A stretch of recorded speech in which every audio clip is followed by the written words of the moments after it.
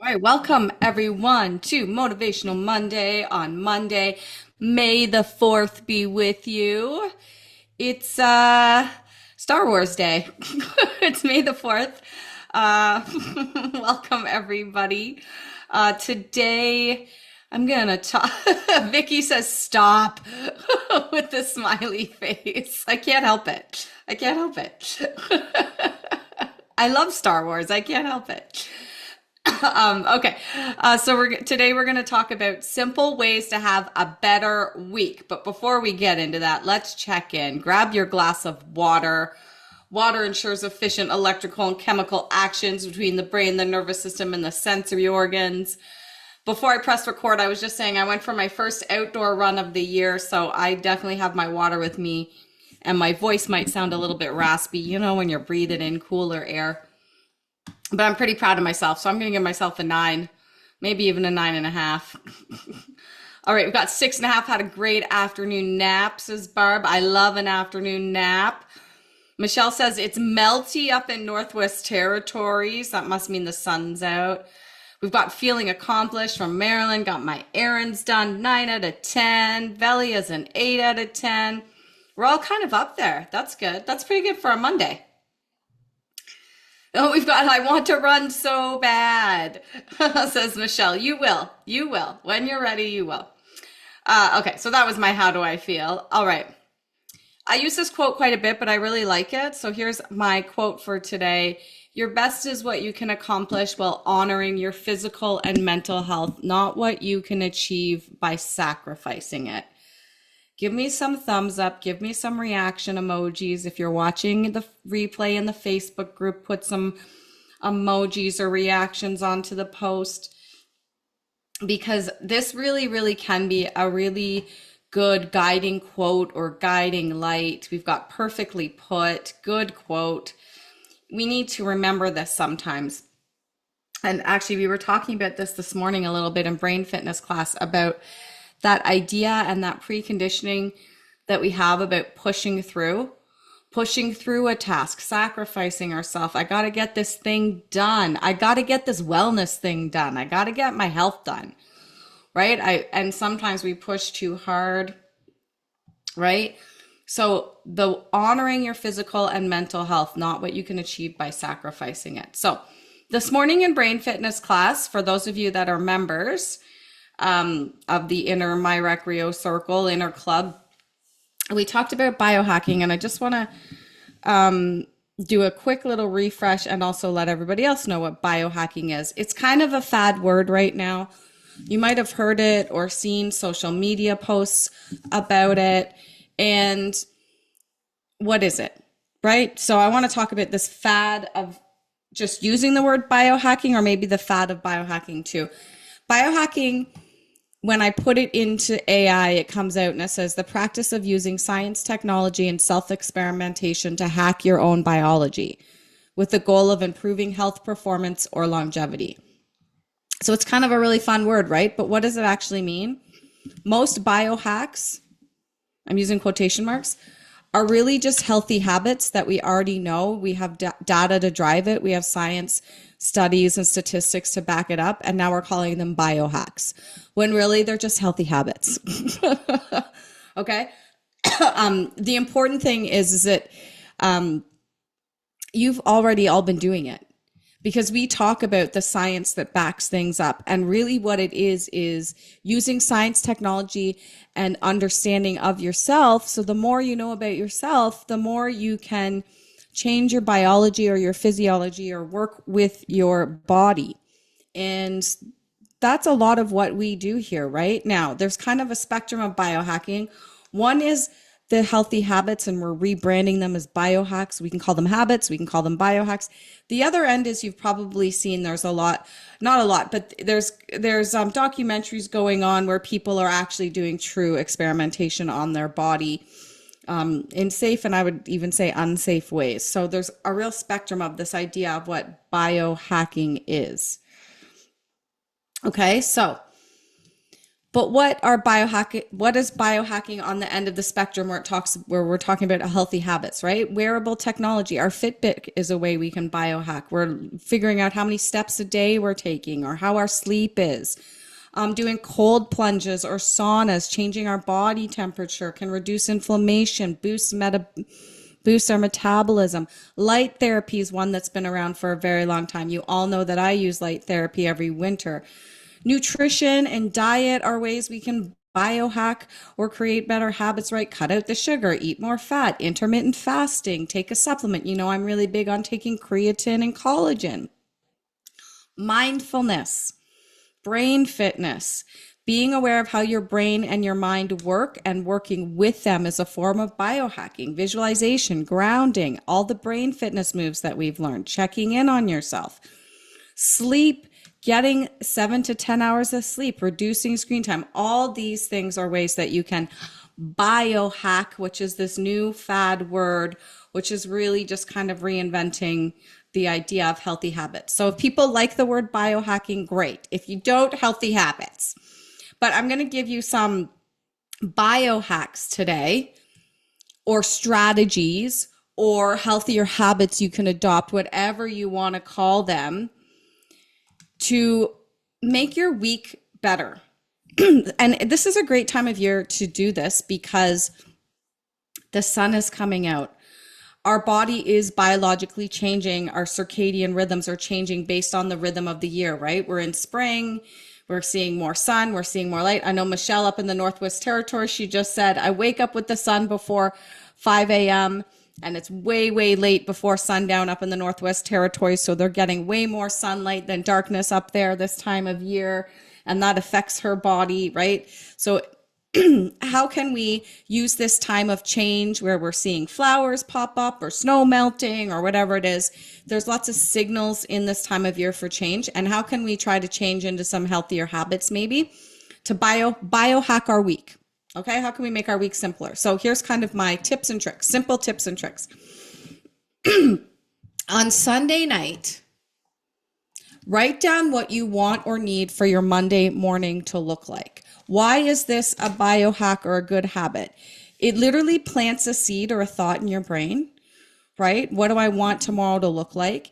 It can ease that anxiety. Does anybody get that, the Sunday dread feeling? We all used to have it, right? We either used to have it before school, like, oh, it's Monday, or before work, I just had the weekend off and I got to go to work. You know what I mean? That Sunday dread feeling. Yeah. Right. So if you write down what you want your Monday morning to look like, just your Monday morning, it doesn't have to be your whole week next week, right? Keep it simple. It actually plants a seed. And when you're writing on a piece of paper, you can do some draws or some doodles around it and writing. It acts as a visual anchor because your eyes are seeing it too. And it also creates a routine. Does it have to be biological or can it be pure and simple, like people hacking your life? Yeah. Yes, right? It's all biological. How our brain processes things is biological. So yeah, it can be pure and simple hacking your life, people hacking your life too. It's all biological. Yeah. Okay, so my first one is start making a routine of writing down on Sunday night what you want your Monday morning to look like, just your Monday morning. My second kind of trick, and we talked about this one this morning, put your phone in the other room. And I would say put your phone in the other room Sunday night. And in order to do this, you have to have an alarm clock that's not on your phone. So let's go back to old school and get alarm clocks, everybody. Why? Having your phone face down on the desk or on your nightstand or the coffee table, it actually doesn't work in terms of not paying attention to the phone because your brain knows that your phone is there, right? And so your brain is still actively using energy to resist checking it. And we had a question this morning about what if it's in my pocket? If it's in your pocket and it's on vibrate, your brain knows it's there and it's waiting to feel the vibration of the notification, right? So in terms of making your week better, let's use this biohack or this idea. Put your phone in another room. Have it charge in the living room. I'm curious, does anybody I'm actually curious, who uses their phone as an alarm clock and who actually has an alarm clock? Let me know in the chat. Because most of us have I use my phone as an alarm clock and it's not great, and I need to get another alarm clock. I need to get a better alarm clock, right? So use an actual alarm clock. Here's the thing. If your phone is in a different room, you won't check your phone within the first 20 minutes of the day. And that's another tip. We don't want to wake up and immediately go to screen time. We go, I was trying to do this, but I have to get a better alarm clock. Yeah, right? So at first I thought I'm going to get one of those older alarm clocks that plug in, that is just the digital red letters, right? But then I realized I don't like the light shining in my room of like the time, right? And then I didn't want a clock that ticks, because the ticking, like an analog clock with ticking. So trying to find the right one, but they're out there, right? Trying to find the right one. They're out there. Yeah. We've got, yes, I use my phone. The battery one was not reliable. So you need a plug-in one. I know there's always a reason to use the phone, right? But let's all maybe do some research and see if we can find a good alarm clock, like on Amazon or something, and we'll share with each other what is a good alarm clock. But so if we can get out of the habits of using that phone, that blue light from the phone, that screen time, it actually messes up our circadian rhythms, right? So this is a true biohack, is not having that screen time. So let's talk about the first 20 minutes of your day. Your first 20 minutes of Monday morning, okay? The first thing is the 3-second rule, right? It's a 3-second rule. When fear hits, fight, flight, freeze, or fawn, you need to move your body within 3 seconds, okay? If you don't do that, that fear continues to multiply, because your brain is thinking, I haven't decided how to take action against this danger, right? So I need to keep reminding myself that there's danger every 3 seconds if I don't move my body. So the reason I'm talking about this for the mornings, Monday mornings, many of us experience morning anxiety or dread on Monday specifically, right? That Monday dread feeling, right? So if you just move your body within the first 3 seconds of waking up, just stretch out in bed, roll over, open your eyes, just move your body. Okay, I'm not saying you have to get up out of bed yet, but just move your body within 3 seconds. Because how do we wake up, everybody? The body gives you a shot of cortisol to tell you to wake up. And cortisol is part of fight, flight, or freeze. Now, I'm not saying the body is intentionally waking us up with fight, flight, or freeze, but we're getting the same chemical that it gives us. This is the only time cortisol works for us, because it actually wakes us up. But if we don't start moving right away, our body will interpret that cortisol as part of fight, flight, or freeze. Does that make sense? Yeah. Okay, so let's talk about your morning routine. So we've gone from Sunday night to setting ourselves up. Let's put the phone in a different room. I put my phone on silent every night. Even if it's on silent and it's in your bedroom, though, your brain knows it's there. So your brain is still like thinking about it. We have to get it out of sight, out of mind. Okay. Let's talk about your morning routine. And I don't mean making a big, long 2-hour morning routine. I mean a 20-minute doable morning routine. So here's an example of something that's 15 to 20 minutes, okay? And if you do this routine, it will make sure that you don't check your screen time for 20 minutes when you first wake up, okay? So we need to let our brain adapt to being awake and adapt to the actual natural sunlight. And when we look at a screen, it confuses our brain. Okay, so get up, drink a glass of water. There's a minute there. Brush your teeth, wash your face. There's 2 to 3 minutes there. Move for just 5 minutes. Just 5 minutes. You could walk up and down your hallway, walk up and down the stairs. You could do some brain fitness moves. You can do some stretching. Okay, I'm not saying go for a run, just move for 5 minutes. That's it. Okay, so we're at about 8 minutes here.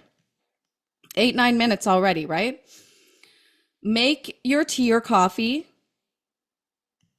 and look out the window. So how long does it take you to make your tea or coffee? Let's give it like 3 or 4 minutes, maybe. You got to wait for the water to boil. You got to put it in the machine. You got to wait for the coffee to go through the filter. You got to wait for the tea bag to steep, right? So while that water is boiling, maybe look out the window, open the window, take a breath of fresh air. Okay, there it is. That's about 15 minutes right there, right? And then, okay, then you can get your screen out. But if you can start your day the first 15 to 20 minutes without screen time, you're really setting your body up for success and your brain without confusing it with the blue light from the screen and also the overstimulation coming from scrolling through social media, seeing the news, all that. You're getting that influx of information off of your screens, right? And I don't just mean your phones, I mean your tablets too. We've got do stretching while you're waiting for the water to boil. That's right? So you could make it into 15 minutes. There's your first 15 to 20 minutes without your screen time, right? But the thing is, if we don't think about it, we often just like run through it without being mindful about it. If you're mindful about it, right? I'm going to drink my water. I'm going to brush my teeth, maybe with my opposite hand. Brush my teeth with my left hand instead of my right hand. I'm going to wash my face. I'm going to move for 5 minutes, and then I'm going to have my coffee or tea. Okay. This is a big one for Mondays. Again, we're talking about how we can set our week up so that we have a good week. Do the hard thing first. We often leave the hard thing, right? Do the hard thing first. If you know you got to do this thing this week, what's the thing I have to do this week? Do it first. Schedule it for a Monday. Do the hard thing first. So on Monday morning or just in the morning, right? So for example, for me, because I still work and have my own business, reply to the hard email first. Often we go, oh, I'm going to do all of the easy email replies first and leave the hard one. And then it just keeps dragging on and building dread. And then it feels overwhelmed. And I got to get to that email or that proposal or whatever it is, right? Do your most challenging tasks or the thing you are avoiding or dreading first. Why? Because your brain will be distracted by the hard thing until you do it. It will start to weigh on you. It will be thinking about it in the background. It will be dreading it. It will be avoiding it. So do the hard thing first. Schedule the hard things for Mondays or Tuesdays at the beginning of your week to get them over with. Okay, so we've got for my morning routine, I have to put in feeding the cat so she doesn't keep bothering me. Okay, that's fine. Put in drink water and then feed the cat in your morning routine. That's fair. You can add that in.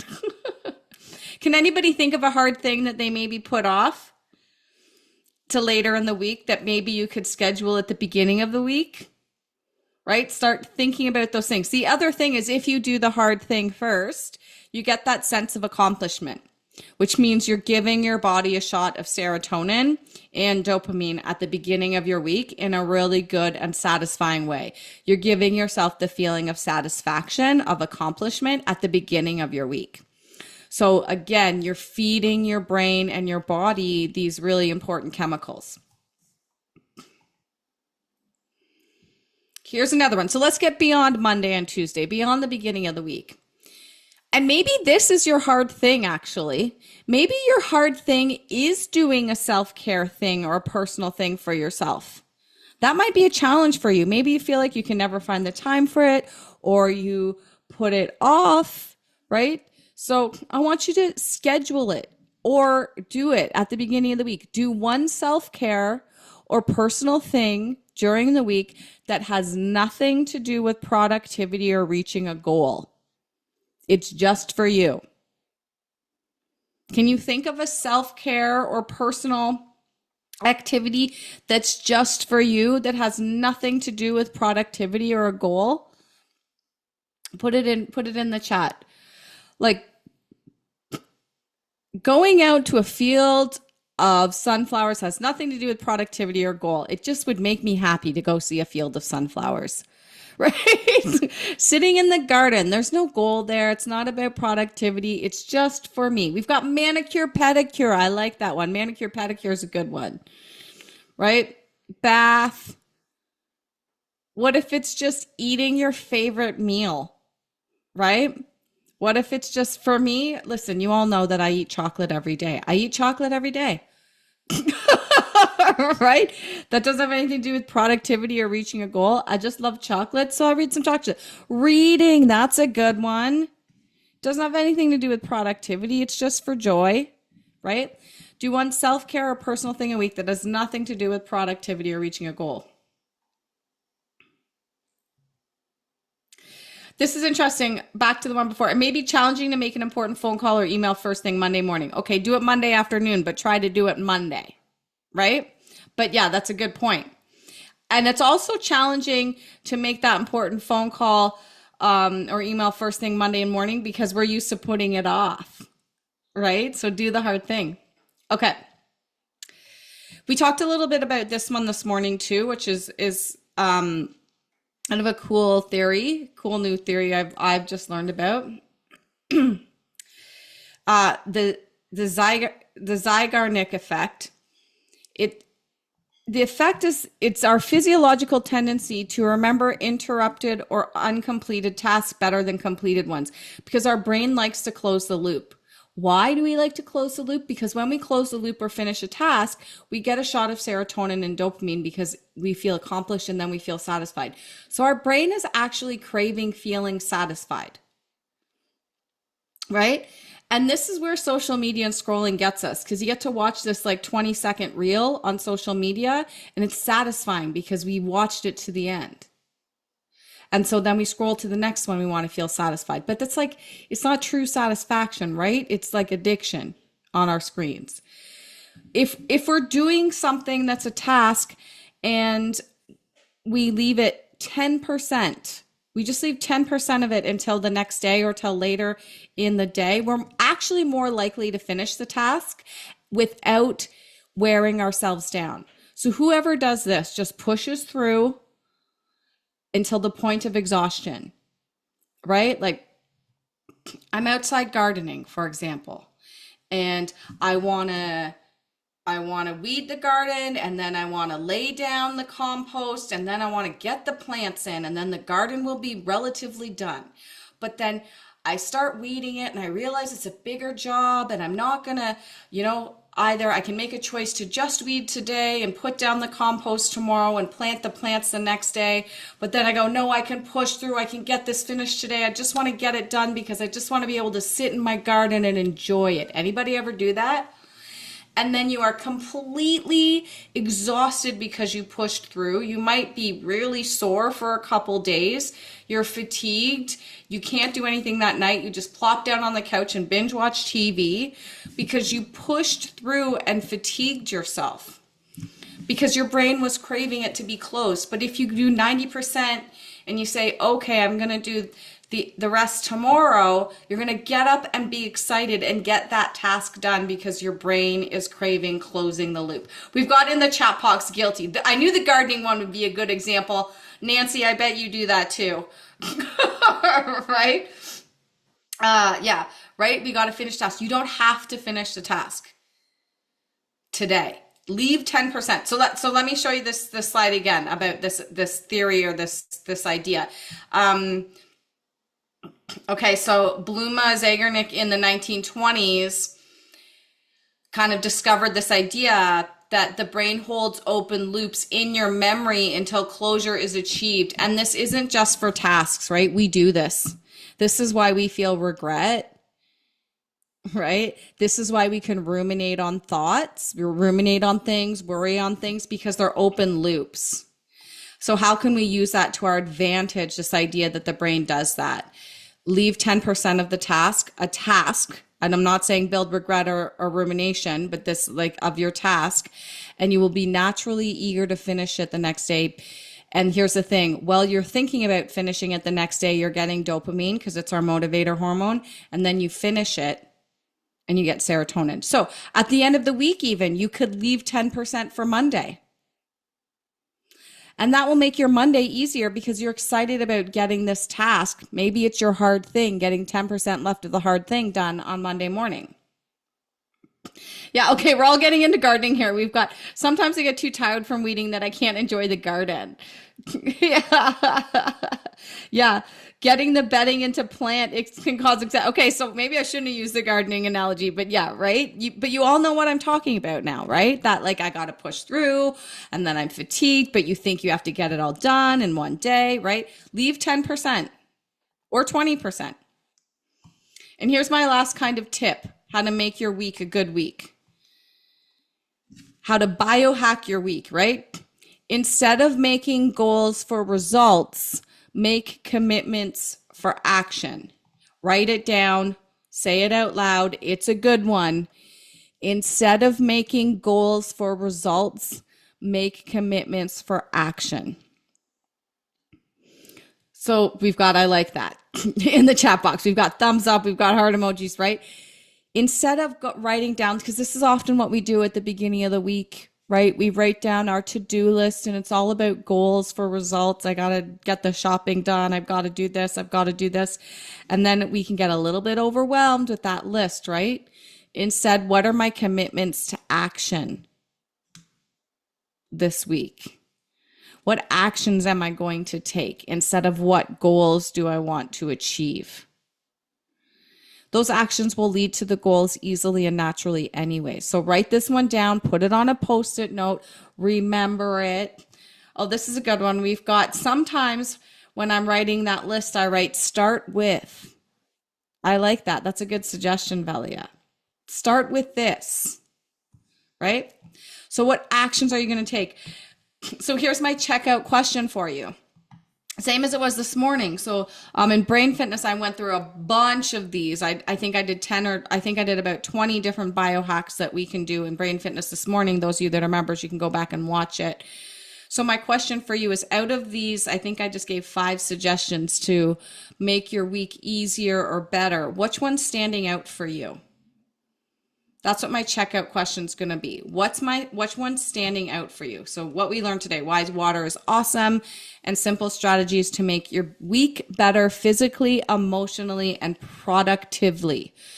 Okay, so I'll tell them to you one more time, and I want you to tell me which one really stood out for you. Okay, on Sunday night, write down how you want your Monday morning to look like, to feel like it plants a seed. So not just what you have to do based on our last quote, right? What's your commitment to action so that you can feel the way you want to feel? Phone in another room, use an alarm clock, no screen time the first 20 minutes of your day. We've got in the chat box, I saw that comment that said, I'm addicted to checking the news first thing in the morning, right? So no screen time first 20 minutes. Move within the first 3 seconds of your day to get the cortisol out of your body. Create a 15-minute morning routine. 15 minutes is not, it's very simple, it's doable before you even check your screen. So drink water, brush your teeth, feed your cat, move for 5 minutes, and then make your tea or coffee. Do the hard thing first on Mondays or Tuesdays. Do one self-care thing during the week that has nothing to do with productivity or reaching a goal. It's just for you. And then you don't have to finish big tasks all at once. Leave some. Leave 10 or 20% for the next day. Take breaks. All right, what do we got in the chat box, everybody? What one resonated with you? Which one are you going to try? We've got in the chat box the alarm clock one. Get an alarm clock. We have to find good alarm clocks. If you find good ones, put a post up in the Facebook group with an Amazon link for it or something. But let's stop using our phones as alarm clocks. I'm going to get one that works. 15-minute morning routine. We've got stuck out 90% finish, 80 to 90% finish. Move and no phones for the first 20 minutes of the day, especially on Mondays.